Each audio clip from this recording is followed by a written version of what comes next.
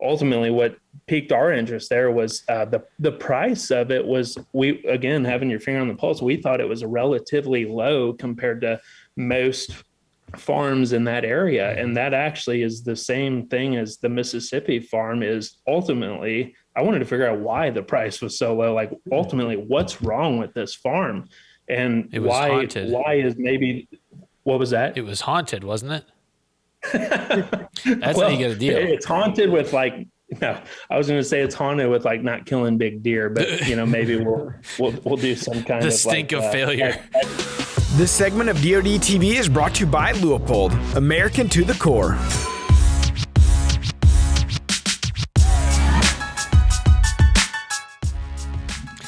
What's up, everybody? Welcome back to the Drury Outdoors 100% Wild podcast. This is episode number 245, and I'm here alone in the studio. There's an empty chair, but I'm not really alone, am I?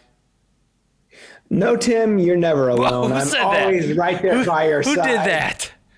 I'm Matt Drury. He's Tim Chelsvik, and we're the dynamic 100% Wild duo.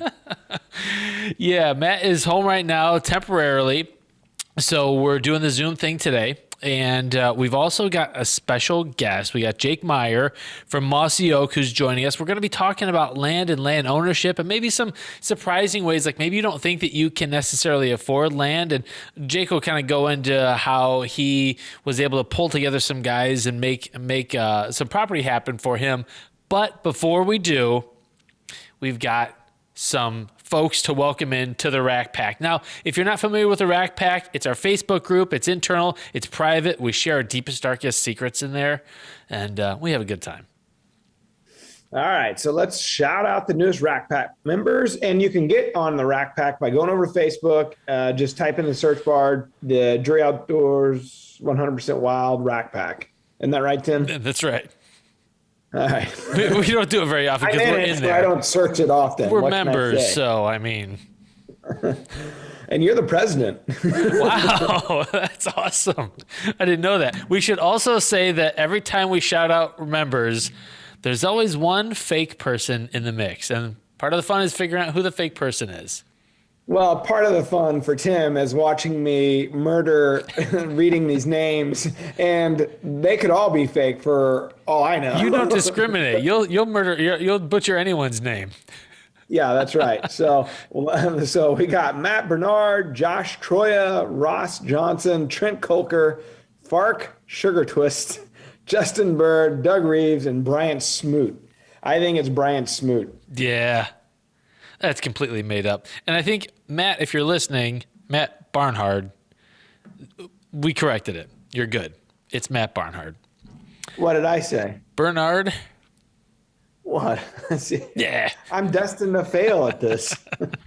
I can't read. Come on, Tim. What do you got on the soundboard? Oh, man. It's a new thing for me. Like, I can't do more than 3 things at a time. I can't read. You suck, Matt. There you go. That's what she said. All right, there we go. Okay. Let's settle down. Settle down, Tim. So before we move on to the next shout out, season has officially ended here in the state of Missouri. So you had finished a few weeks prior to the official end of season, right, Matt?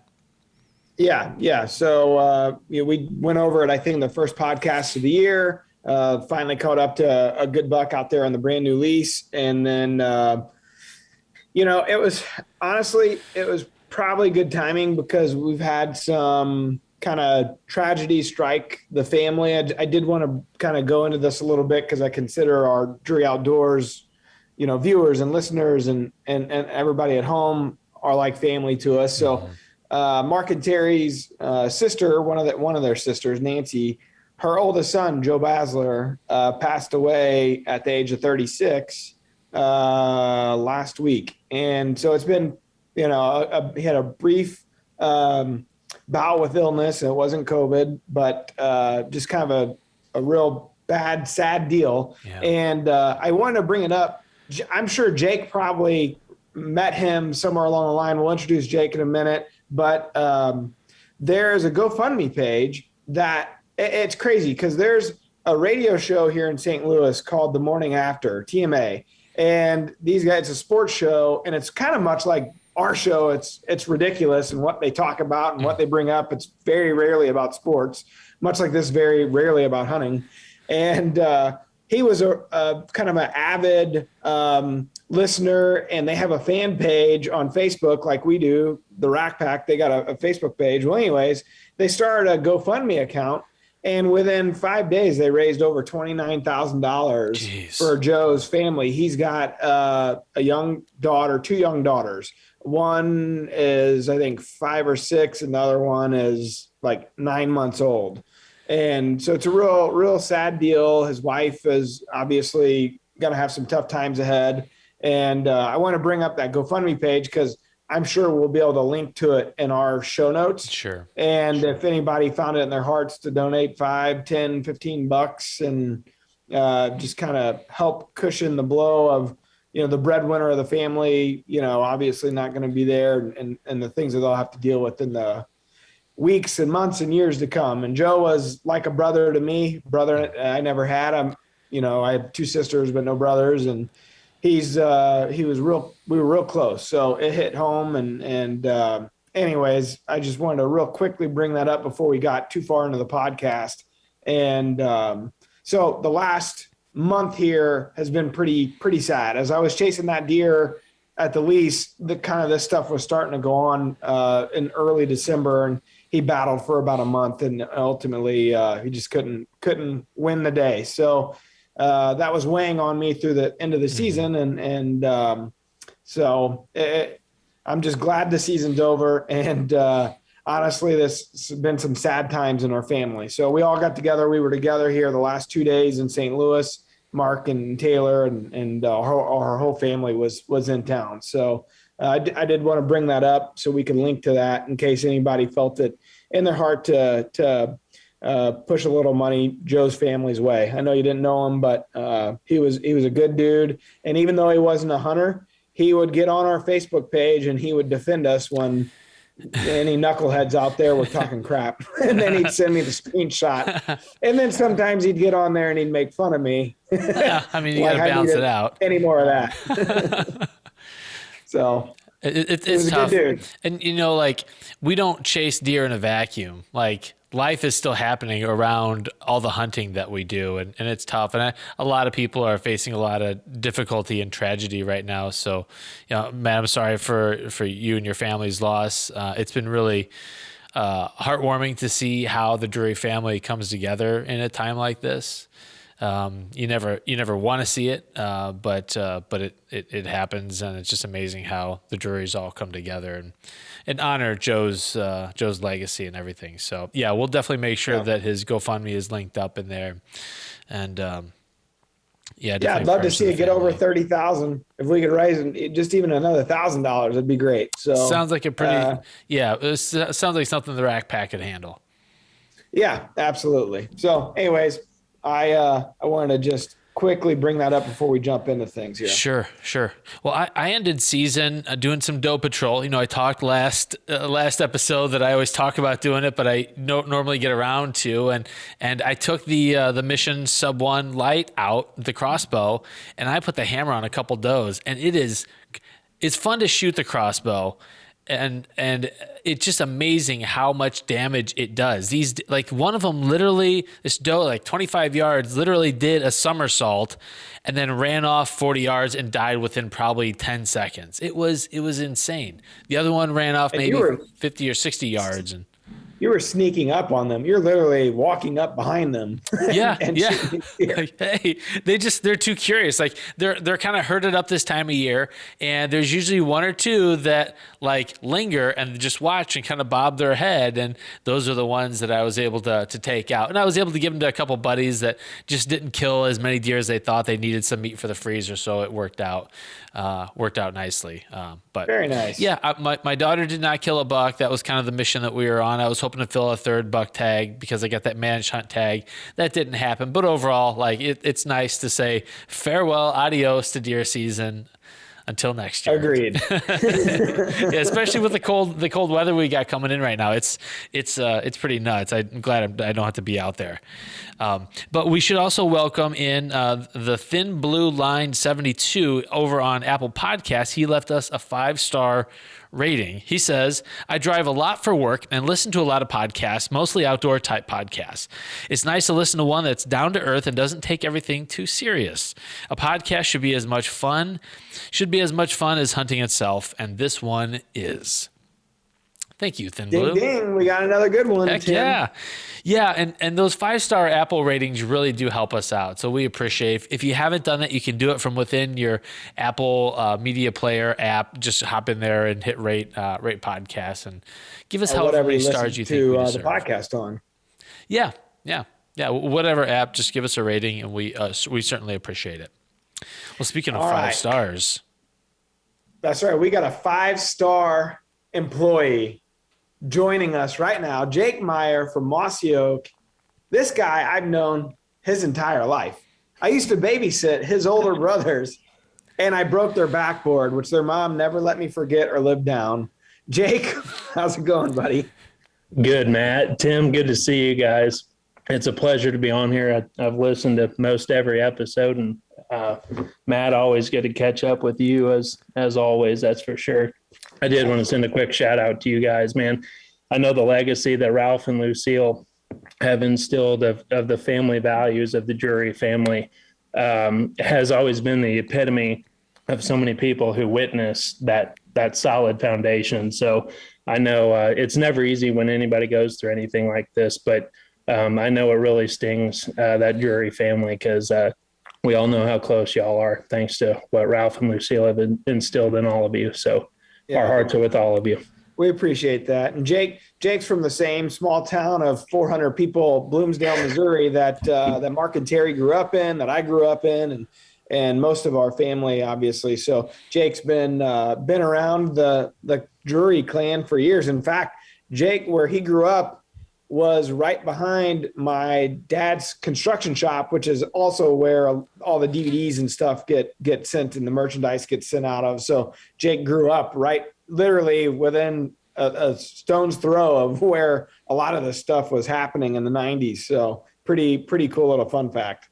Technically, I shot my first squirrel on what was your dad's property in that little timber patch back there. You're a poacher. Here we go. My dad was always like, just go back there. There's tons of squirrels. I didn't know. I think technically, I'll have to check on X actually, but I think that was your dad's property. Well, no harm, no foul. He wasn't into squirrel hunting, so we're good. He did forgive me though. Well, and we should also mention, so Jake has had a really good deer season, but not necessarily deer related. I mean, deer related too, but also you've got a new addition to your family. Yeah, that's exactly right. I caught a little breather here today from what is our 6-day-old daughter. Woo! And Christy is my wife, and now we have a 3.5-year-old daughter named Reese, and then a 6-day-old daughter named Aubrey. So we welcomed her in, and Christy is recovering very well, and Aubrey is she's doing fantastic. So awesome. We are super blessed and just caught a little breather from some paternity leave to catch up with you guys. I was super pumped to jump on here with you. We appreciate it. That's you're neck deep in princesses and nail polish, and you're outnumbered, man. Yeah, Peppa Pig, Blippi. Blippi, yeah, goodness. Poor guy. Blippi's he's the worst. The worst. He's terrible. Makes those trips to the farm a little nicer when you can go get some fresh air out in God's creation. That's right. So I'm glad you brought that up about the farm, because that's kind of what we're going to dive into, right, Tim? I mean, that's the point of having Jake on today. Well, we were going to first talk about like his personal failings and then move into the farm if there was time. Okay, I'm good with that. Then Tim I briefly texted him, and he concluded we don't have enough time for how much I fail as a human. So we just thought we might dive into the dirt. Well, we really wanted to go down that path. We could all do a few episodes on ourselves. Yeah. Yeah. So maybe Jake, take us back to the beginning. Obviously, there at Mossy Oak, there's a real strong land ethic. So maybe take us back to the genesis of like what started your desire to get some ground and how that all came about.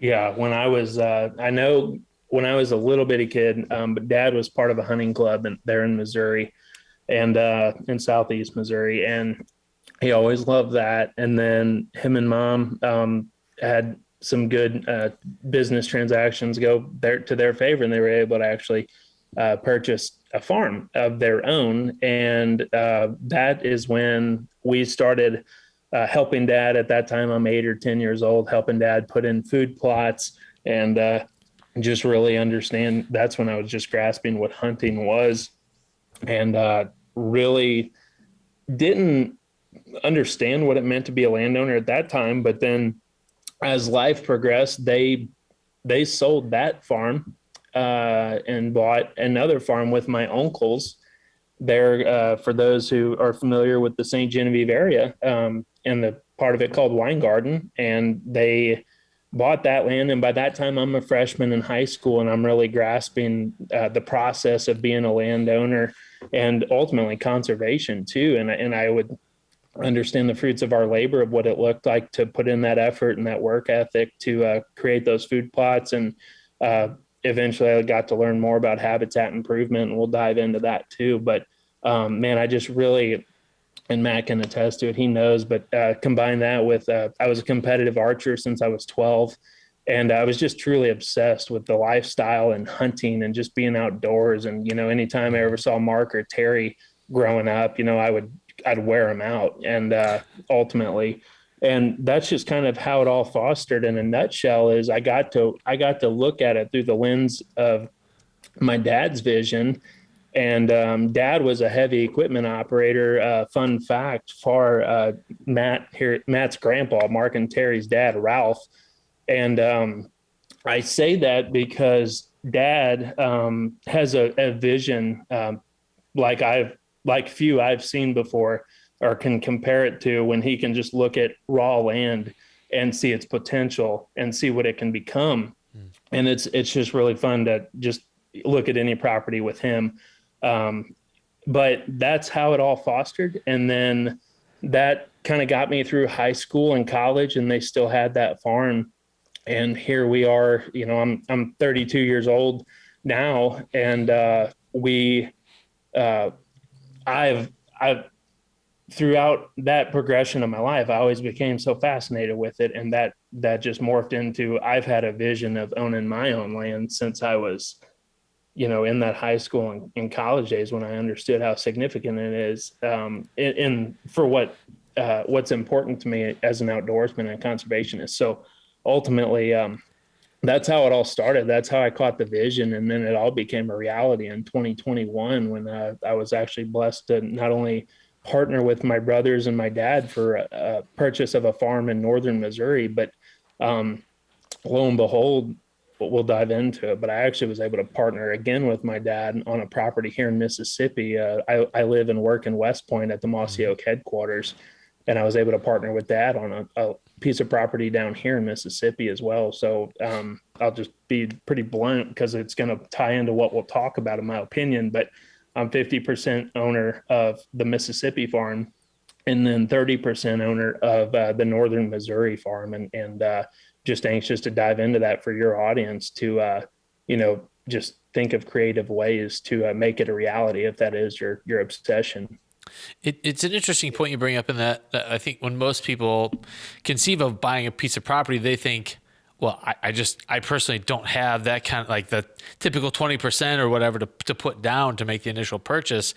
And I do that too. Like, I think about it on my own. Like, I didn't even consider doing some type of partnership. So how did that conversation happen between you and your brothers and your dad?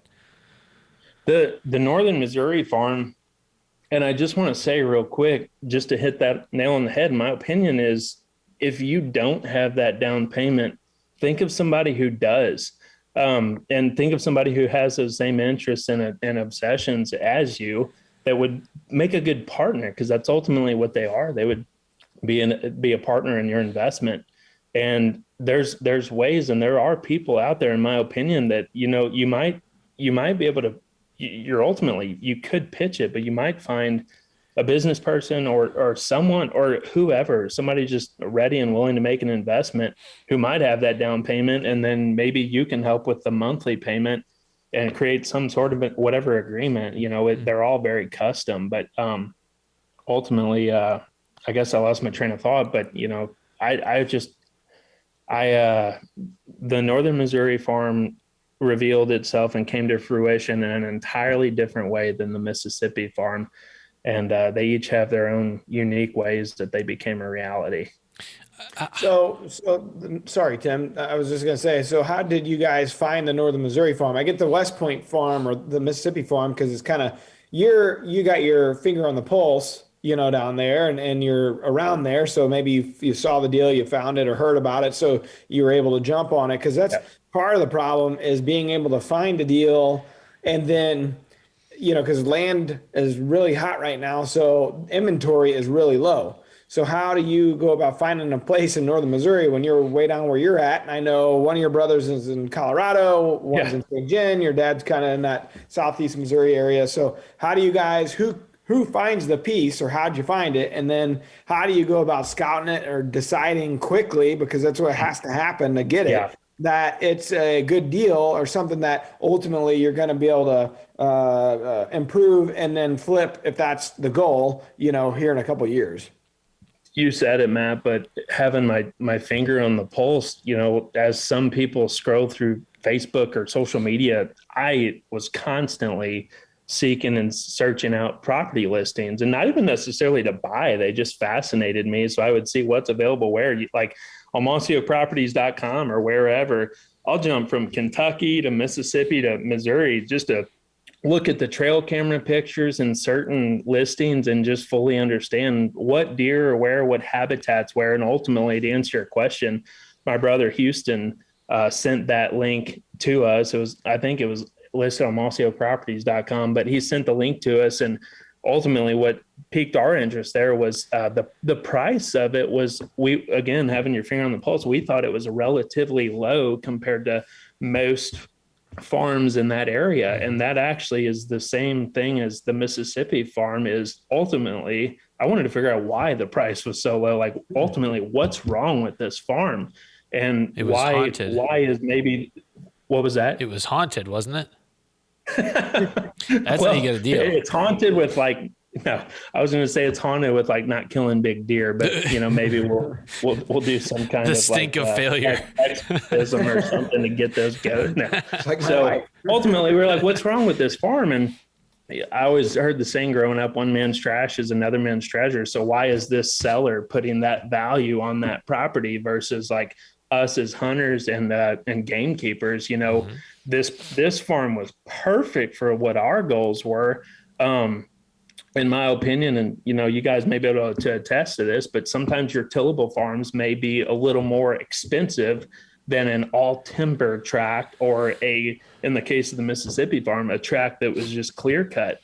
But for me as a hunter, those properties are dynamite to me. The timber tracts are usually your cover, depending on how the timber lays, and the clear cut tracts, especially here in the South, they are a deer hunter's dream. And we'll talk about some other tools if we have time to dive into it. But, as a hunter and a gamekeeper, these tracts of land that are relatively on the cheaper side compared to your more expensive all tillable properties or row crop properties.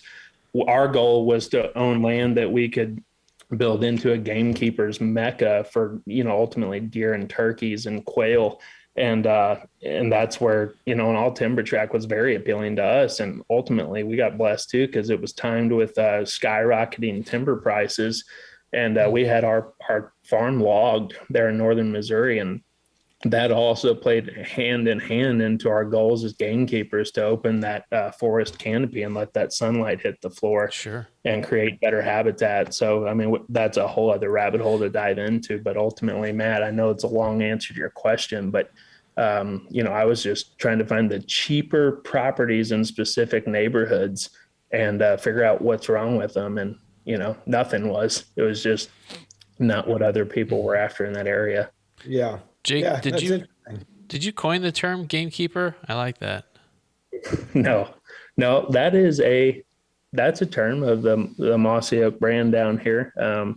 I don't actually know who coined it, but all y'all may know. But there's a magazine called Gamekeepers Magazine, and just an incredible term to describe this obsession that we live out as conservationists and land stewards. We'll give Bobby Cole the credit for that one. Yeah, Bobby Logic. so appreciate it. Pat on the back, Bobby. That's a good one. It was a trap. I was going to see if you were going to take credit for it. No. Then he was going to rat you out to everybody down in West Point. Guess who's the liar? No. Jake. Guess who? Looking for a job, Jake. I mean, the Mossy Oak thing, who knows how long that'll go anyways. I mean, it seems like a flash in the pan. 36 years now. Yeah. Yeah, 36 is what all started with a fistful of dirt. Toxie Hayes, our founder and CEO. It all started with a fistful of dirt and now you've got morphed your own. into several different sub brands now.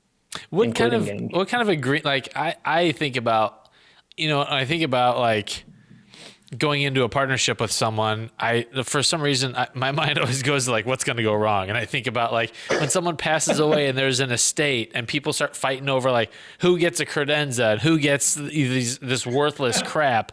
People just turn crazy. And obviously you're in with your brother and your dad, so you've got some family bonds there. But how do you make sure that everyone's on the same page and someone's not sneaking out buddies or taking deer that don't fit your management plan? How do you manage all that? I mean, ultimately, it is, in my opinion, it's a business investment. It's a business transaction. I hate to throw that term business into my passion for the outdoors, but when you're talking about that type of an investment, you got to be mindful about who you're going into quote business with and who you're going to invest with, and make sure that your visions and your goals are very, very parallel.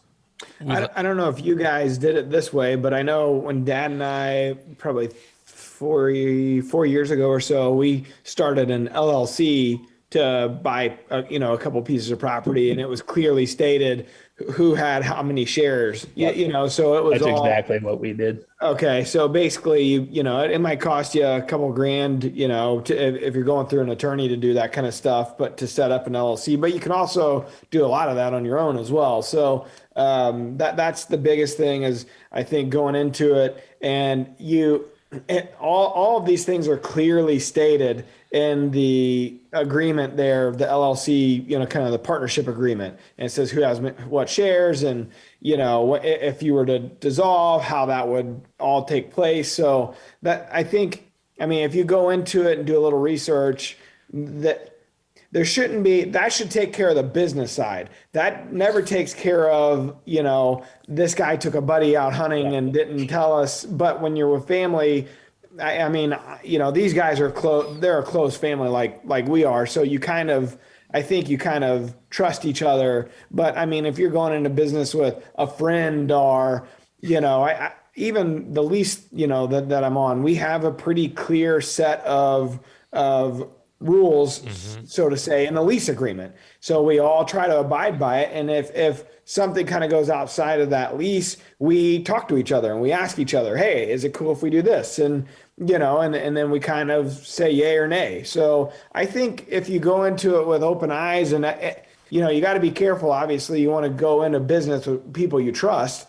But if you're going into business with people you trust and you have the business side of it kind of all laid out, and you're going in with eyes wide open, there should be less and less surprises that pop up because of those things. Yeah. If that's your experience, Jake, that was mine. 100%. Over communicate 100%, and just try to visualize what hiccups you might run into. But I think it ultimately comes down to personal communication and just getting on the same page as each other and trust. Yeah, and speaking of being on the same page, when we refer to business on this show, we like to say business. It's just, business. Yeah, it's cooler. Also, Matt, I can just imagine the lease agreement you had with your dad. Like somewhere in there, it has to say, if he's 3, let him be. And also, err on the side of caution.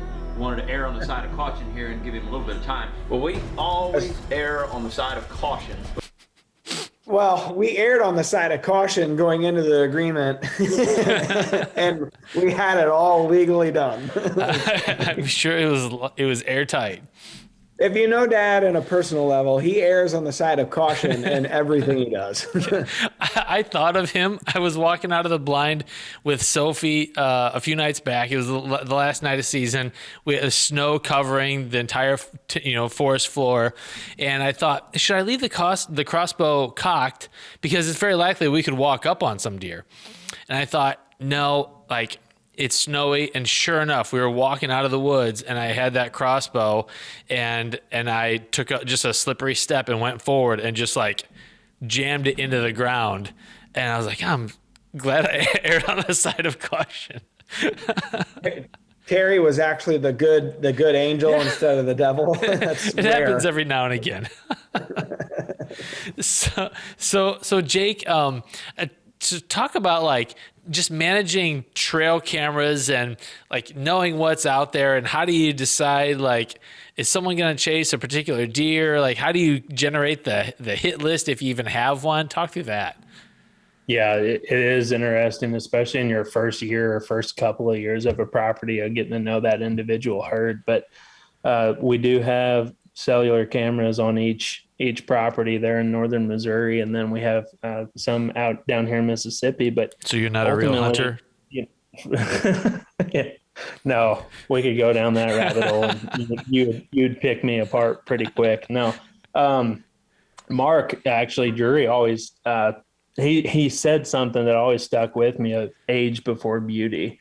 He would joke about it in certain settings, but also there's a huge principle to that. And ultimately, I don't think you're going to go into most properties across this country with an optimized deer herd. So ultimately, it's just that buck to doe balance, buck to doe ratio balance, and then also just figuring out which bucks you want to take out. And right now, to be honest with you, though, it's more about doe patrol in Missouri and Mississippi for me than it is for killing a really big deer. But to answer your question, it's really for our personal goals, not to put this on everyone and their agenda, but our personal goals are optimizing the age structure, increasing the age structure of the entire herd, and then minimizing does and having a balanced buck to doe ratio. So ultimately, to answer your question in a nutshell, it's take out the mature bucks, but then also just really control the does immediately. Because I've heard you guys talk about in past podcasts, but once those doe numbers get out of whack, it's really, really tough to recover and get them closer to where they need to be with respect to how much food and cover you have. So, yeah. 100%. Yeah, you talk to guys like Mark, and the last podcast we talked about the amount of does that they harvest and the DMAP program they're in Missouri, and what they do in Iowa, and it's not just big bucks living behind every tree in every corner. They're working really hard on the habitat side, but also the management of the herd side, and it's not by mistake. I mean, they're maximizing their herd's potential by minimizing the overall stress that they're having, So that's one of those deals when you get a new property, like the new piece that I just closed on in November. I think it's going to be I don't have enough cameras on it right now. I only have a couple out on it. So I need to, now the season's over, I need to get, some analogics up there and really see what I got. But I know that the age class is not there for the bucks, and the previous owner wasn't really into management. In the same token that we were, he loved to hunt and he had a great time. And it was one of those deals where, like, if it's 3.5-year-old, that was a giant. So I have a feeling it may be a couple years until I can actually harvest a quality mature buck there that I want, unless I'm pulling something from somewhere else because of the plans we have with the food source. So in general, with the lack of intrusion, hopefully. So that's one of those deals where it may actually take you a couple of years. If you find a piece, it seems like Mark, he's the guru of it. And there's guys out there that they'll buy a piece, 80 acres, and they got a booner on it right out of the gate. And I think that's a product sometimes of the neighborhood, like you said, Jake, that you're dealing with. But not all pieces are like that. Most pieces aren't like that. So it's going to take you a couple years to basically institute the age structure and create the the kind of deer that you want. So I think you got to go into it knowing that you may have to have some patience. That's exactly right. And for what it's worth, fun fact, but I'm running into this in Mississippi. Mississippi actually has the largest or strongest deer density in North America. So within this property is actually it's a 500 acre clear cut that was cut 6 years ago. So if you can imagine how that forest has grown back, it's super thick. It's literally a 500 acre bedding area. And what's big down here in the South, which is this farms in the neighborhood of this, is timber companies that own these huge tracts of land. So my point with that is we have 500 acres of what is a defined bedding area surrounded by, no joke, tens of thousands of managed pine plantations that are sometimes clear cut. So at any given point around our 500 acres, there's additional thousands of acres that are also just bedding areas. I mean, they're just super thick. So my point with that is there are so many deer on this property. The doe numbers are truly like, I don't know if you want to use the word problem to define it, depending on how you look at the issue, but there are so many deer. So when we plant food, in the form of any biologic food plot, it's getting smoked by this deer herd. And not only that, but it's recruiting all of those other deer that are naturally there because of all the cover. Yeah. But one thing we're doing that's super exciting, that's helping offset the pressure on our food plots, is something I learned a lot about in the last year. Is I did a growing season prescribed fire burn. So most people tend to burn and do prescribed fires in the dormant season of growth, which is January, February, and March in most parts of the country. I learned about the concept of a growing season burn, and we did one in September and caught it perfect and executed it perfectly. We burnt off 25 acres in September, so you're still in the growing season. Everything had time to regenerate, and we actually had a 25 acre natural food plot is what I would define it as. And, that's someone else's term, but that's what it is. And that recruited so many deer. But what grows back in that growing season burn is an incredible natural food source in all of the plant varieties, native plant varieties that grow back. So you can just tell how many deer in that specific region moved in or stayed there because of all that food. And then Matt used one of my favorite words earlier, but lack of intrusion, or one of my favorite concepts, is we've stayed out of there. And that's what's so amazing about, owning the property, is having that control ultimately of when you go in, if and when you go in there.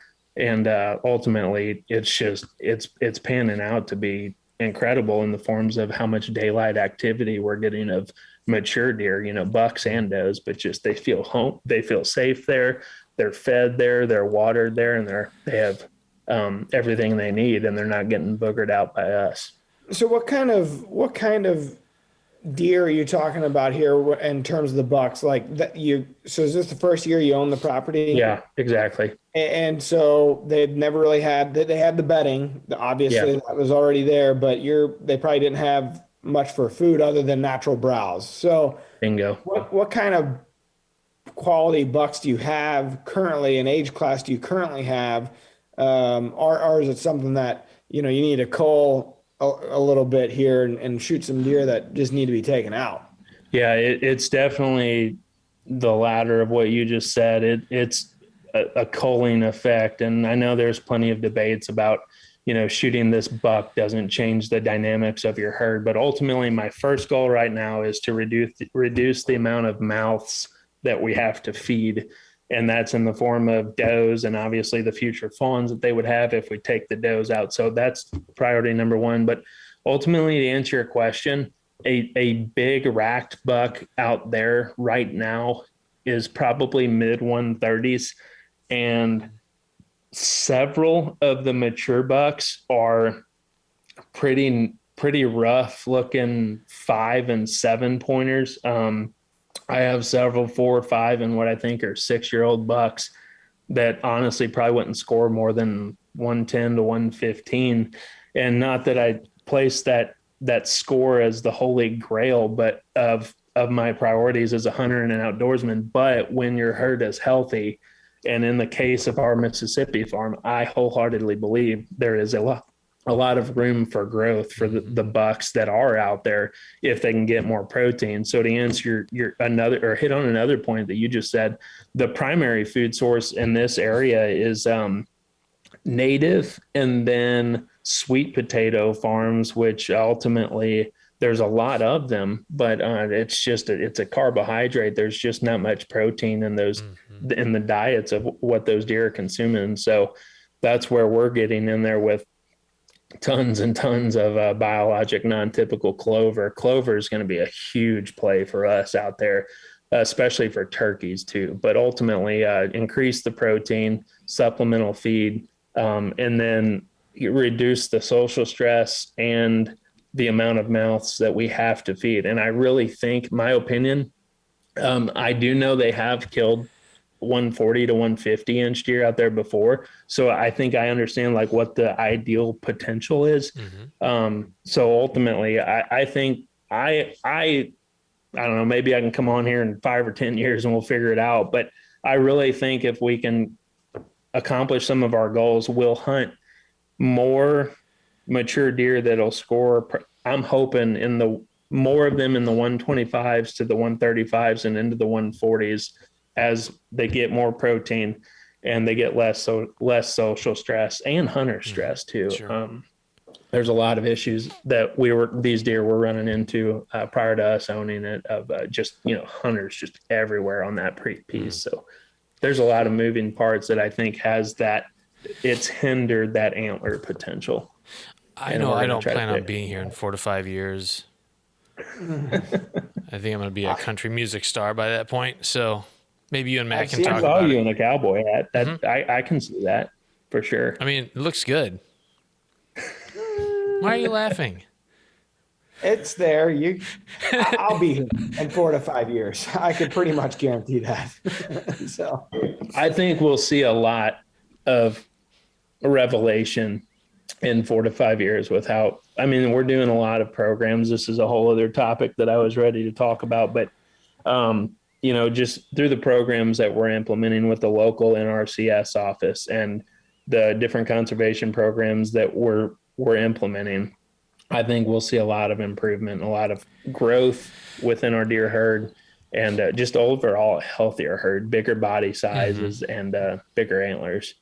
I started looking into some of the conservation programs as well for the new piece that I bought. And, the traditional CRP stuff are, going through like a Pheasants Forever, and they have a lot of cool programs, the Monarch program, and there's a lot of cool habitat programs. And I was leaning towards going that way, which the CRP program, most of the time you got to own it for a full year before you can enroll. And there's some other things that, in this case, I think you had to have, the farm had to be enrolled it had to be in ag for 4 years between 2012 and 2017. So there are some stipulations that you got to make sure you meet in order to qualify. But the government, the gist of it, they'll pay you to put your land into these habitat programs just because of the sheer loss of habitat. In general. And I think the CRP program, it was as much when I was reading into it, and I didn't really know this or realize this before. I just always heard of, they got a lot of CRP, or they got a lot of warm season grasses or this or that. But the thought process behind it, which kind of surprised me, was that it has a little bit to do with the fact that if you take your land, say your tillable out of that crop rotation, they're also trying to reduce emissions, and like there was things from a pollution from a green standpoint that had to do with how much acreage the government will enroll into CRP programs. I had no idea about any of that stuff. So it's pretty interesting to read up on it and just kind of educate yourself. Whether you're a landowner or not, you might be leasing a piece that's got some of it enrolled in CRP, or your neighbor's got CRP. It's interesting to dive into those programs and understand them a little bit better on why they exist, and it give you a better understanding of the deer habitat. And it's not just really for deer; it's a benefit for them. But quail, pheasants, there's so many other things. The butterflies, bees. There's all kinds of different things that benefit from some of these programs. So that was an interesting process. I don't know where I'm going to end up landing on it, because ultimately, for what we do, and currently the piece is. It was being farmed, the farming rights were leased out. So I have to talk to the farmer yet to see if I'm going to continue that with them. But for what we do, it'd be nice to have the whole thing loaded with food. And then I just pay to keep, a couple acres in certain spots of that food. And then we do our green food plots, the biologic plots where we want them. And Dad's kind of, on his farm, he doesn't have any of those programs installed. Now, Mark, he does a lot of that stuff. He kind of engineers it just right, and I think maximizes the property. So it's kind of two different trains of thought. And Dad's thought process, he's like, I don't think you want to tie up your, this part of the land or that part of the land, because a lot of times the programs might be like 10-year programs. That's or right. Longer programs. He's like, because there's a lot of work that goes into not only planting these things, and a lot of cost going into planting those things, but then the upkeep or the burns or and Dad's the kind of person that he doesn't like to be kind of told what to do in any way. So he doesn't want somebody stepping in and saying he has to do this or has to do that on this timetable with the farm. So he errs on the side of caution, Tim, and he stays out of those programs. That's his opinion. That's what he wants to do. But Mark, in a lot of respects, he does those programs. He maximizes the amount of income that one can earn from the property, which ultimately, going back to the original topic here, for a new landowner to be able to make your payments, that's a big part of it too. If the government will pay you $150 an acre, and you can only get $100 an acre for farming rights, or whatever, maybe like that Monarch program in some areas, I think it's like $200 an acre. I mean, if you could do these things, it might be worth the input cost and the upkeep cost to you. So there's a lot that goes into, it's a science really. And there's people out there that they do this for a living to maximize, a piece of property to maximize its potential. So there's a lot of programs that you can dive into and really do a lot with. That's so true. I mean, it's funny you say that, because we're actually, it's going to sound kind of hypocritical, I think, but we're actually not proceeding with any of those programs in northern Missouri, but we are. My dad and I are in Mississippi for different reasons, but ultimately in northern Missouri, our fire breaks are already established for our prescribed fires just by roads that already exist. And then with the logging that we had done and opening up that forest canopy in certain areas, just a little bit of more elbow grease and the chainsaws, we'll have the timber stand improvement where we need it without, like you said, Matt, having to kind of go through the ropes of the plan, with the NRCS office. And with all due respect, sometimes it is easier if it's affordable to just go do it yourself and how you want to do it. But here in Mississippi, the programs just play in so well with establishing our fire breaks. That's one of the programs in EQIP, which is a subsegment of the NRCS program. So establishing our fire breaks, and then the prescribed fires themselves. And then, like you said, the pollinator programs and the monarch programs are incredible, especially for turkey habitat. It's unbelievable, but let alone quail. It's so good. So it's really interesting you just said that and compared Mark to Terry, because we're actually, my mindset in northern Missouri, along with my brothers, was to not do it. But in Mississippi, it's definitely doing it. So, yeah. Yeah, I could see where the individual property kind of helps you make those decisions, certainly. That's right. Yeah, exactly. And ultimately, too, it's going to offset our costs for optimizing that habitat. Because I think the biggest hurdle definitely the biggest hurdle for me, and I think for most potential and existing landowners, is affordability and making sure that you can pay for all this stuff, let alone getting the land. But then once you have the land, are you left with any funds to make it better if you want to? Mm-hmm. And we definitely want to. It's just kind of what we do at Mossy Oak is, leave it better than we found it ultimately. So, yeah, those programs, even like the CRP stuff, like just because you want to say you qualify for it, that doesn't mean you actually get you get it enrolled. Like it's like a bidding process. Yeah. And you have to qualify, but then they put yours, like there's a rating system that they stack it up against everybody else's. So there's your soil quality and there's all kinds of different things that go into it. So I'm leaning towards not doing any of those things in year one. And because I got to figure out how to become a farmer, first of all. So I'm going to need Tim's cowboy hat, I guess. There you go. No, get on the tractor. No, I got to figure it out. So that's my first step is learn how to farm. And then once I start reading into all the programs, I'm like, how the hell am I going to do these things? I don't know. Step one, get you some overalls. There you go. Yeah. I know there's probably a lot of good old country boys out there laughing, but I mean, that's just the reality of it for me. I got to figure out how to do this stuff. Yeah. And so I think I better start slow. Yeah. Well, it's taken enough for me to learn how to plant a good food plot, let alone, how to optimize a crop rotation. I'm not there. It's a different scale. Yeah. And we should also help our buddy Steven Seitz, who has this week's question of the day. And I should say also Steven wins the True Fire Through Fire release because he submitted a question through the Rack Pack. Oh, Mr. Fancy Pants. All right. The question of the day is proudly brought to you by Victory, the Carbon Arrow experts. Hello, this is Steven down in Arkansas. My question today is, where do y'all stand on no-till food plots? I watch a lot of your YouTube videos and TV shows, and I rarely see y'all using any no-till methods of food plots, and I'm just curious what your thoughts and opinions on that. I've recently invested in a Genesis no-till, and I've had great success with that. Just wondering where your thoughts and opinions are on the no-till method. Thanks.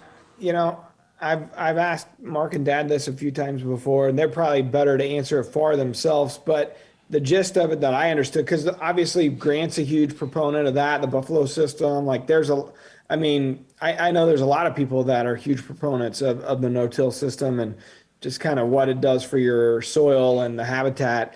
Dad one time said to me, he's like, yeah, that's all good. He goes, but I've just seen this dirt long enough. I've turned it long enough where at some point, I think in his opinion, you have to still turn that dirt to maximize its abilities. So I'm not a farmer, so I don't understand it. I'm not even going to pretend to say I do understand it, but I know that they're not a huge fan of that. They've done it before. They've used the RTP drill, but they really are a fan of that RTP Groundbreaker, which has the 3-in-1. It tills it, Cultipacks. It's got the cedar on it. So I know that they're a fan of doing that. Now, I think Mark does a little bit of no-till for his beans, maybe, I believe.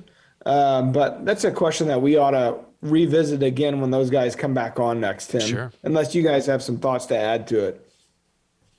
Jake, what do you think? I can definitely I can offer what I've learned, because in all of this, I've done nothing but research over the last couple of years. But yeah, like you said, Matt, Dr. Grant Woods is a big proponent of the Buffalo system. But yeah, the whole argument with deeply penetrating discs and plows is killing the organic, I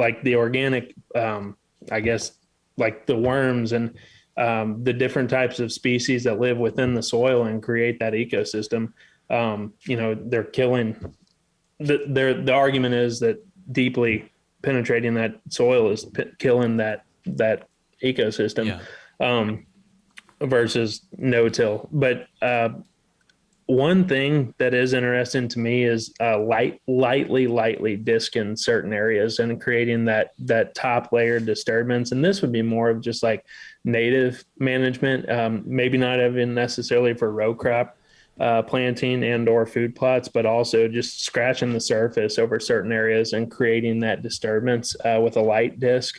That can be a really cool really cool practice as well. So that's more for native. That's more for native grasses, or what? Yeah, exactly. Yeah, it disturbs the native seed bed in a way that a prescribed fire would as well. So doing that along your road edges and things like that can be pretty effective as well. But yeah, there's definitely two trains of thought there. But I know for what it's worth, if anybody ever wanted to deep dive into that, they could call the biologic office here in West Point and talk to either Dudley Phelps or Austin Delano. And those guys are just masterminds when it comes to any of those questions that are far over my head, but they could definitely call the biologic office. Those guys ever make fun of you for not having a Mississippi accent? Oh my word. Yeah. 100%. Just nonstop. You ever try to fake it? I've had to, because like I'm not even trying to fake who I am. It's just like, like just so they don't have to correct me every time. Like when I moved here, a perfect example, for whatever reason, and I'm going to get bashed for saying this, but it just comes with the territory. The city where Mississippi State is, Starkville. How would either of you pronounce that? Go ahead. Starkville. No, you're wrong, Tim. It's Starkville. And and they're It's just like Louisville. Yeah, yep. Exactly. So it's not soil, it's soul.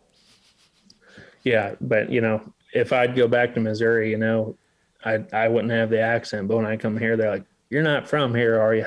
They can sniff you out. So.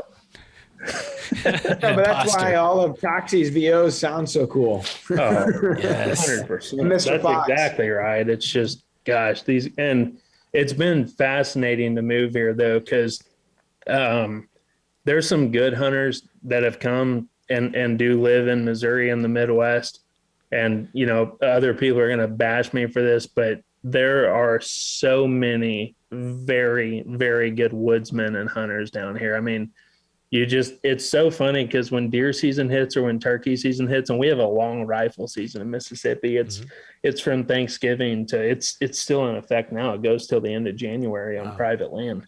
But my point is the amount of trailers hauling their side by sides, they don't take them off their trucks. Like from Thanksgiving to the end of rifle season, those guys are going to work, they're going to church, wherever, with their side by sides just behind their trucks, and they're not unhooking them until the end of the season. I like it. I just say that because it's incredible, man. There's so many very good hunters and anglers, but also just the passion that these people have for the outdoors and the land itself and conservation. It's incredible. I mean, Mr. Fox Hayes is one of the pioneers across the country. He's a pioneer, but especially around here, and the amount of turkeys that he transplanted to various areas that if you would go to now, if and when you hear those turkeys gobble, it's a direct fruition or direct fruit of the labor that he put in to transplant those turkeys with his own hands. That's cool. I take pride in it, and it's a special place with some special people. They actually got some pretty good hunting too, like Toxie, the over where they all hunt, and I guess you guys just had a big group in. There was some big deer kill. I saw Toxie just killed a really good one. I mean, there's some really quality deer that they're pumping out. That's exactly right. They do. I mean, in that camp, Matt, that you're referring to, I know there was a mid 150s killed and several in the 140s. And beyond outside of, Toxie's dirt and wherever, if you can find some fertile soil around here in certain river bottoms and creek bottoms, I mean, in this area, out in Clay County, outside of Clay County, if you find that good dirt and manage it accordingly, you're gonna hear about and see some 160s and 170s and an occasional 180 or 190 killed around here. Nice. Was that the camp that Luke Combs was in? Yeah. That they had they couldn't have timed it better with the time of the year. I think I checked it earlier because it varies, but DeerCast had peak breeding like a few days after they got here. So, that bell curve that Mark and Terry always referred to it was at its peak. Or I should say, the pursuit of those does was at its peak. Sure. And then we got such a good cold front. And within, I think it was about 3 or 4 days, there was a mid 150s, a few in the 140s, and a couple 130s. It was, and they were all mature deer. It was unbelievable. Looked like a fun camp to be a part of. You guys had the Hunter Chef down there. We had him on the podcast before, and he looked like he was cooking up some really good meals, and I was jealous. Oh yeah, there was some really good food. Yeah, that's Michael Hunter. Whenever he's in camp, just let him do his thing and help him in any way you can, because you're all going to be rewarded. Just get him what he needs. I'll be a dishwasher just so I could eat. Yeah, that's exactly right. I'll clean the deer. I'll do anything. Just let me be there. You guys ready for the wildlife word? Am I ready? Ha! Yeah. It was born ready. Wildlife Word is brought to you by Hunter's Specialties, purpose-built hunting tools for serious hunters, and me and Matt too. Okay, so there's you get kind of a 2-for-1 here. Antlerogenic growth in whitetail. So the growth of whitetail antlers is actually a controlled version of A, tumor growth, B, asexual reproduction, C, Benjamin Button syndrome, or D, a process that was once thought to be used by terrestrial unicorns. So it has to be B or D. You like the unicorn Jake, answer. go first. I'm going with B. Okay, so asexual reproduction. I'm going with A. Whatever B was. Oh, I was joking. Don't answer because Don't of do what I Donnie said. don't does. The answer is A, tumor I was growth. right. Nice job, Matt. You win a Drury Outdoors ball cap. I got one on. By the way, what do we think, Rack Packers? Leave us some feedback in the Rack Pack about the new hat. I haven't decided what I'm going to do yet, but this is a new design. It's a prototype. I like it a lot. I think it would do well, as they say. So let us know. Give us some feedback. Prototype headgear. Yeah, it's crazy. There's a lot of research being done on whitetail antler growth because it really is. It is the same type of kind of cell division that happens as the same type of cell division that happens in cancerous tumors. And they have genes that are designed to regulate that tumeric growth in the antlers so it doesn't go crazy and blow up. But yeah, there's a lot of like cancer research being done on antler growth because it is a type of controlled tumor growth. There you go. Now you know. The more you know, Tim. The more you know. I'm better off today because of that. You're welcome, everybody. All right. Well, we knocked another episode out, Tim. We sure did. 245. What do you think is next? 246? Let's do Most that. likely. Jake, thanks for hopping on, man, especially during paternity leave. Like, that was a pretty stand-up thing to do. We appreciate it. Depends on who you ask, Tim. I got to take this call, honey. Matt, he's making me do it. I have a meeting. No, thank you guys very much. I've always enjoyed the podcast very much, and it's a pleasure to be a part of it. Hey, Jake, we appreciate that. I'll give you the $5 after the show ends here. Appreciate it. Ew. And folks, do remember, check the show notes. We'll have Joe's GoFundMe account linked up in there if you want to kick a few bucks in. That'd be awesome. We'd sure appreciate it.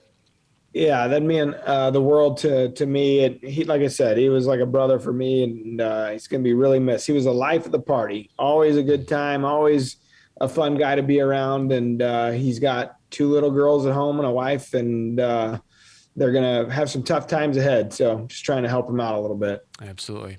Okay. All right, guys. Thanks for another great show. Everyone, thanks for watching. See you next time. Till next time. Peace.